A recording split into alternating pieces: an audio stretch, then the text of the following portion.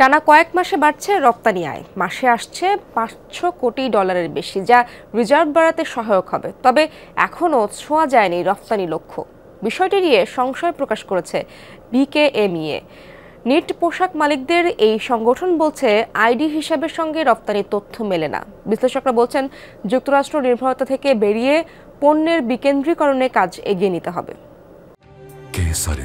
শেকড় থেকে শিখরে। রপ্তানি আয়ে কিছুটা এসেছে স্বস্তি।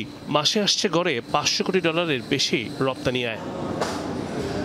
সবশেষ গেল মার্চ মাসে পণ্য রপ্তানি করে এসেছে $510 কোটি, যা গেল বছরের একই সময়ের চেয়ে বেশি 10 ভাগ। তবে এই মাসের জন্য নির্ধারণ করা রপ্তানি লক্ষ্যমাত্রার চেয়ে 0.88 ভাগ কম।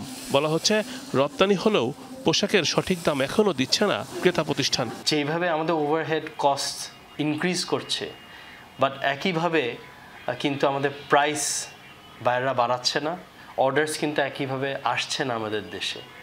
হ্যাঁ আসছে, বাট গ্র্যাজুয়ালি, একই স্কেলে আসছে না। তার মানে কি, how do we survive? That is a big question. আমার ওভারহেড কস্ট যে বাড়তেছে, আমি দিব কোত্থেকে যদি আমি ওই প্রাইসটা না পেয়ে আমার বাইরের কাছ থেকে?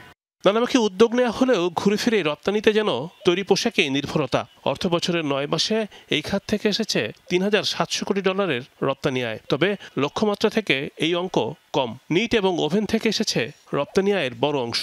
যুক্তরাষ্ট্রে আসন্ন নির্বাচনকে কেন্দ্র করে রপ্তানি কমে যাবার শঙ্কা আছে। যখন আমাদের এখানে জাতীয় নির্বাচন যখন হচ্ছিল, আমরা কিন্তু তখন দেখতে পাই যে আমাদের অর্ডার্সের একটা সিচুয়েশন, বায়ার্সরা কিন্তু তখন কনজারভেটিভ বাইং করছিল। স্বাভাবিক, তাদের ওখানে কিন্তু এখন একই সিচুয়েশন চলছে। সো আমাদের ওইটা একটু পেশেন্ট থাকতে হবে।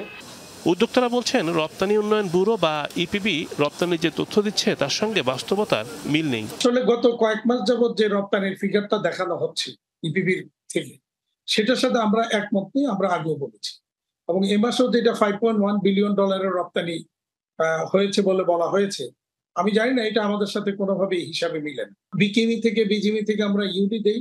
এই সবকিছু মিলিয়ে আমরা হিসাব করে যা দেখি, তাতে এই ধরনের গ্রোথের কোনো লক্ষণ আমাদের কাছে নেই।